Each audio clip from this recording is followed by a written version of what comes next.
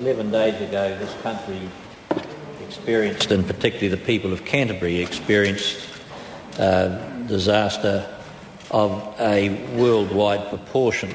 And, Mr. Speaker, I want to take the opportunity to now comment on the fact that we've gone through the stage of the shock, the trauma that the people have suffered, and we're now moving into the recovery stage. That's not to say, sir, that there aren't people in the Canterbury area still traumatised and will be for some time, if not some months yet to come.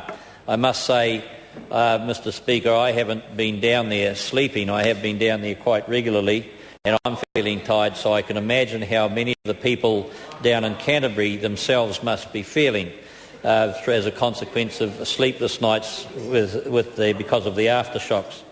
Mr. Speaker, however, the people, the safety, all those things are very important, and of course we passed the legislation through this Parliament yesterday, and I want to say thanks to the House for the support in that regard. I know for some, and there are, all of us I guess have questions about how it will operate, but we are certainly intending to make sure it works for the people of Canterbury without inhibiting or causing problems for the rest of New Zealand.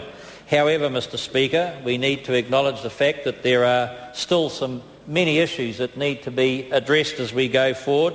We've had significant comments about housing and buildings down in Canterbury, and they are important, but we shouldn't overlook the fact that there are also things like the stop banks on the Waimakariri River that are a threat to Kaiapoi that need to be addressed. The aquifer, there's something strange happened there that we don't know about yet, because bores on farms that hitherto water had to be pumped from are now water's flowing from them. There's all sorts of issues around the foundations and stability that we will have to find out about as we go forward, and of course we've got geotech engineers down there now doing that work. So, Mr. Speaker, there is still a lot to be found out, and I do say to people we are addressing those things as rapidly as we can, but it is going to take some time, and people, I know it's difficult, but they will have to have patience.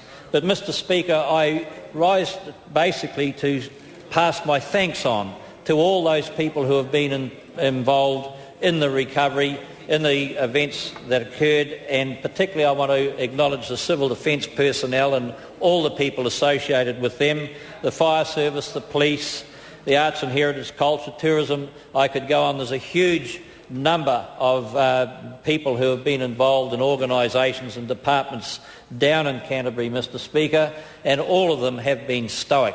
Many of these people, of course, have got their own personal problems at home and yet have had to leave those behind as they've gone to work to deal with other people's problems. And that, I've got to say, Mr. Speaker, has been a real challenge for many of the people who have been at work. They've worked long, long hours, put in days on days, and then had to go home to deal with their own personal issues around their homes and their families. They all need to be commended. And New Zealanders, I've got to say, acknowledge that and thank them for the way in which the people of Canterbury have responded.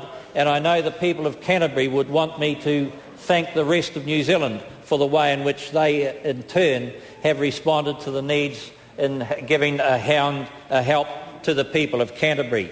It certainly has been an amazing exercise, one, of course, that we would wish no one ever had to go through, but we can be proud of the way in which we have a structure that has responded. We can be proud, Mr. Speaker, that the people of Canterbury have responded in the way they have. We can be proud of the way in which New Zealand has responded to this event. And, Mr. Speaker, from the comments of people from around the world, we certainly are a standout in the way in which, to date, we have responded to the emergency that occurred and to the events that have unfolded and to the sheer size of this event. Mr. Speaker, in concluding, I just want to say, while it is true that we have a long way to go, again, this Parliament has given us the opportunity with the legislation to allow the recovery to happen, and we will be there alongside the people of Canterbury to give them every assistance that they need to ensure that their recovery is made as rapidly as is possible.